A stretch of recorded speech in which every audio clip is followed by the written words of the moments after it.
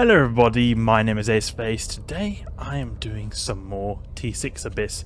I've been studying so much this whole week and I just finally got the time to actually do some nice T6 Abyss. I've not had a whole lot of opportunities to play a whole lot of EVE Online just because there's a lot of new stuff I have to learn right now, but finally now I've got the time to actually do some of the new Abyssal sites. And I've actually over the last week or so, I've actually been doing more of these T6 sites, and I have to say the loot is just amazing. The loot is amazing, and it's, I mean, not strange because I'm using such an expensive ship.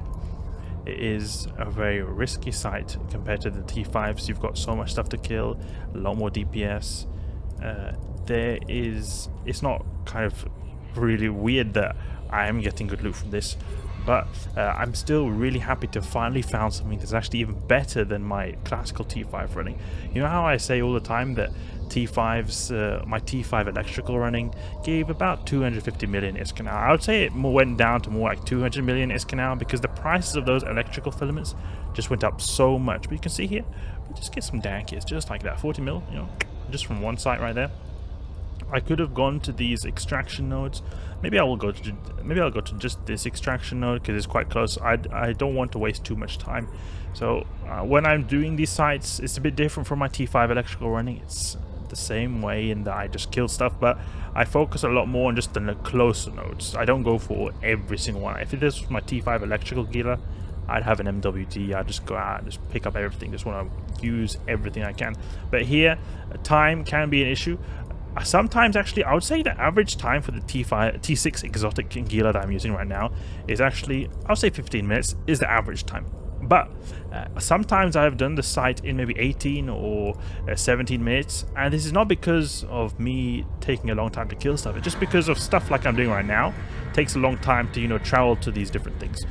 Possibility would obviously be to use a mobile tractor unit, but I prefer to just jump to travel to them like I'm doing now, get the ones on the way there. Just more things to think about. Otherwise, maybe in some situations I can see it being a bit faster to use the mobile tractor unit. I just don't like, the thing I don't like about the mobile tractor unit is kind of, it's like an extra thing you have to think about, and also sometimes it sort of it's inefficient routes. Like sometimes they are like nodes on the way towards the conduit, and it'll be faster that I just grab them on the way towards the conduit than to actually do them or get them like I'm by just popping them all and just setting up the MTU near the gate. I think in this situation this node would have been faster if I just popped it from long range and then used a mobile tractor unit. I think it would have been faster that way. But the T6 Abyss is definitely something I'm really happy about because there's so much new. It's like new stuff for me. I've done so many Abyssal sites, but or T5 sites is my main source of income and also burn emissions. But when it comes to the Abyss, the T5 electrics have been my like go-to. Now doing this is like a really big change because I've been doing the T5s for over a year. So it's it means a lot to me to like it's a big thing for me to actually change filament like this. I've been doing just the same old T5 electrics just for so long. I'm the kind of person who, if I find something that works well and it gets the job done, then I tend to not like change tactic unnecessarily, because if it works, it works. I like to stay true to safe and reliable methods. But now I have finally changed my farming technique to T6 exotics. The T5 Firestorms actually they were really good, but I had some issues that the time, of course, because of the the extra armor pool, but they're really good in the regard of the actual filament cost. That is basically nothing, negligible filament cost. So nice, because these T6 exotics are very pricey in terms of the cost of the filament. It can cost like 30 million about, but you obviously get more loot, and it's still better than the electrical T5 electricals because the filaments cost about the same as the T6 exotics, but I'm getting almost twice the loot. Not exactly twice, because I'm not picking up everything like I'm doing in the T5 electric, so I'm not going to get twice the amount as loot, but it's maybe about, I would say 50% more loot, I would say, about than the T5 electrics that I'm used to doing. And I've noticed that the mutaplasmids you get is almost always unstable or sometimes gravid. I've rarely noticed. It's like, it feels almost as more common that you get the unstable ones than the standard ones. Actually, it's really cool. Okay, these are really easy waves I've got recently, actually, because of the Rodiva waves. they're one of the fastest waves you can get, as well as the rogue drone waves I got before. They're also one of the fastest waves you can get as well. So it's really good. We're doing really good with regards to time actually, and this will probably mean that we can maybe even go for this extraction node over here. Let's see now. Where is this? Is this in a good path towards the? We could maybe go to this one. Yeah, we could go to this one. We'll have time. Take out this tangling one. I like to go for the tanglers pretty fast here in the T6 electric or T6 exotic, because I'm using the Afterburner. And basically, a big bottleneck for me to actually complete this site is, as I said before, that it takes me a bit of time to actually get towards these nodes. So actually taking out the tanglings does help a lot. And if there was some way I could have a faster speed, that would also help a bit actually. I can maybe have some implants. I mean, I've not got any implants towards that. I've just got everything mainly towards damage, because I just want to have as much damage as possible. I just don't want it to be the case that I run out of time due to lack of DPS. That had happened in the electrical ones. Doesn't happen as much in the exotic ones. Exotic ones are really nice. You got that, you know, the kinetic missiles and the kinetic drones with the high DPS drones that have the, you know, the weather effect here that amplifies these a lot. But it's a lot better than the electric, because you don't get those you know, those EM missiles are not bonused, and also the EM drones don't do as much damage actually as the kinetic ones, so that's also another plus side. Alright, wreck these scrubby Damaviks. Okay, there we go. It was a good calculation. We were not going to spend too much time traveling, and we're doing good when it comes to time here.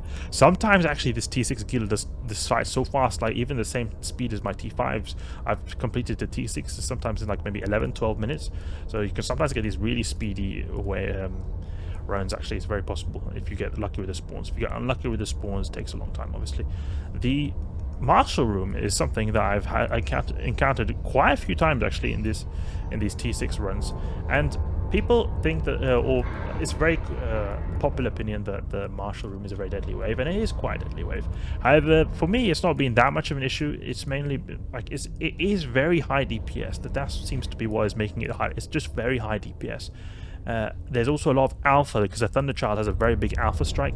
You take out the Thunderchild, you get rid of the alpha, and then you just do your best to kill the marshals as quick as possible, because they got very high DPS. Also, something I noticed is that since the NPCs in those marshal waves, they tend to spawn away quite like far, not like point blank, that was what I'm trying to say, maybe 50-60 kilometers, something like that. So when you are at that range, your missiles, or my missiles, will not be able to hit the marshals. So what I do is I focus these missiles actually on the... I found this is at least seems to be a good way to reduce DPS. I've in the tests I've done. I mean, I've not done so many tests, but this does help a little bit. Is that often in the marshal waves you'll encounter the... Wow, okay, that was good. Okay, it wasn't that great, but it looked like it was good because I got all this blinky yellow stuff. In the marshal waves, the thing that's deadly is obviously the marshals. They are very deadly because they have missiles that do a lot of damage. What you do to reduce the impact of those missiles is reduce your signature radius. And in the marshal wave, you often have these like frigates that are target painting you. If you take those guys out, it will reduce a bit of the DPS. Also, the stuff that webifies you will help. But I like to take out those target painting, scrubby target painting frigates, making you balloon up to like almost a kilometer wide. Taking those guys out seems to help a lot actually. Alright, we've got the Endobethnic Abyssal Overmind. Not the Bethnic, but the Endobethnic. I find that, I don't know why actually it's called that. Endo means inside. It's a medical term actually, or it's used a lot in the medical field actually. Like blood vessels, the layer of cells on the inside of blood vessels is called the endothelium. Like endo means kind of inside, so to say, and epi means outside. So the cells that are on the outside of your body is called epithelium. So it must mean some sort of endo overmind. Overmind is inside the abyss. Maybe it's like the ones that the deepest, inside the deepest layer of the abyss. That's why it's called the Endobethnic Abyssal Overmind. I don't know. That's just my hypothesis. But it's interesting. You can get these new names as well. The Drifter Battleship actually has a different name as well. Well, I mean, it is still Charybdis Tyrannus. That's the thing that's always the same. But if you look in the type, it'll say Drifter Command Battleship. In the T5, it's called Drifter Assault Battleship, and I think in T4 it's Drifter Vanguard Battleship. So that does actually alter a bit. You'll see the names change a bit. Oh wait, no, it's just annoying. I was switching course, my Gila is a bit inconclusive of where he wants to go. Alright, but most of the things seem to otherwise be the same with regards to their names. Like the waves, which just have like a multiplier on the amount of ships that are there, like the Triglavian waves, sleeper waves. It's all the same, exact same ships, just more of them. But obviously, when it comes to the battleship waves, they're not going to add 2 Abyssal Overminds, so they just have to basically upgrade it to a new type. Okay, take out this guy. Okay, I'll have the drones go for this guy actually, because I'm collecting the loot. And I'll use my missiles to take out this drone right here. I've got very far drone control range. I've actually got a drone link augmenter. Drone link augmenter 2s give you crazy range. Like, where's this? 81 kilometers. That's further than I can even target. I can target only 72 kilometers. I wish I could target further in the Gila. Unfortunately, it's not really the case. It just seems to be a general thing with faction ships. They're kind of a bit like Tech 1 ships in the same same category of like qualities. You could say that Tech 2 ships in general, I noticed that they tend to always have really far targeting range. Just faction ships, they're kind of similar to Tech 1 ships in that regard. Other things such as resistances tend to also be pretty low in the Tech 1 and faction ships. And some ships can have quite resistances. The Gila is one of those. It does have pretty good shield resistances, but still, the Tech 2 ships have just in general these qualities that kind of make them a little bit extra sturdy in some regard. Towards the bioadaptive cache and finish the site. Basically finished now. I'll just orbit this a bit. And now let's shoot this and see what we get. Open this up. I've got, actually, for the first time in a really long time, a specialization skill book. It's a really long time since I got it. Not now, but like a previous T6 site I did yesterday, actually. I've now got a specialization skill book in a really long time. Went for like 300 mil. It was a medium not Vorton, disintegrator specialization. Those books are very nice to get. The small ones I think are the most expensive one. I can't remember, but I used to at least be that the small one was the most expensive one, and then it kind of became less and less when it came. The medium was a bit less and the smaller, and then the larger one was the worst. Alright, the Overmind is soon dead. I think the Overmind's natural resistance, yeah, it's got a low kinetic resistance, so that's good. We're doing the naturally low resistance, and then we've also got the lesser kinetic resistance from the weather effect. Just makes everything go a bit faster. We took a bit of a penetrating shot right there. Our Abyssal Overmind is now getting a bit furious. He's angry. Angry Abyssal Overmind. Let's head our way towards the Origin Conduit right now. We're basically done with the site right there. So let's see now, how much loot you got? How much dank loot? 133 million? Pretty good right there. Didn't take long. Took about 14 minutes. I'll say I was spending a bit of time just going back and forward right here. But okay, let's say 15 minutes then. 15 minutes, 140 million, 130 million. That is what I call dank-isk. And I just love just seeing the money flowing like water from a desert water spring. Alright, that's it. T6 site done. I'm just so happy. I've been doing so many of these sites and I want to keep doing more. It just seems like the ISK is just on another level. I've never been earning this much ISK in the game ever before, actually. I hope you guys enjoyed this video right here, and if you did, please leave a like and subscribe. I'll catch you guys later.